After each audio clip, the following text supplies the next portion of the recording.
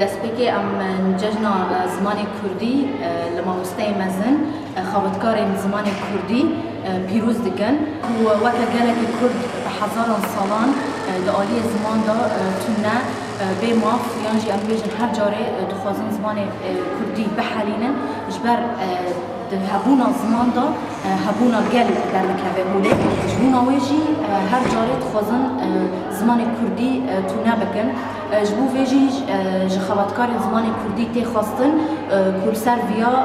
bixebitin ji ber hebûna mirov biriya zimanê wê heye însan demê ku bi zimanê xwe diaxivê hebûna xwe didênîşandan bi bûneya vê rojê jî em weke xebatkarên ziman sûz didin ku em ê li ser şûpa avagirina yan jî em bibêjin rûnişkandina zimanê Kurdî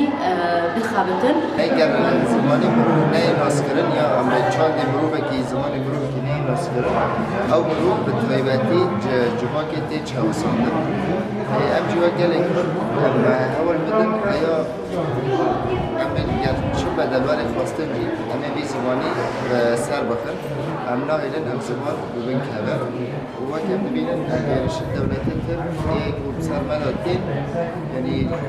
devletê Tirk xwe devleteke faşîst naxwaze em bibin xwedî ziman, xwedî çand, xwedî xak ji ber vê jî em dibînin yanî êrişê wî li ser gelê Kurd bînin ji bo ev nebin xwedî maf û xwedî ziman û xwedî çand. Em jî li hember vê bersiv didin devletê Tirk û em wek mamosteyên zimanê Kurdî û wek gelê Kurd heya ger çi bedel ji me werê xwastin em nahêlin ev ziman bibin keve û ev çand werê ji bîr kirin. جشن زمانی کردی ریور آوا پیروز دیگر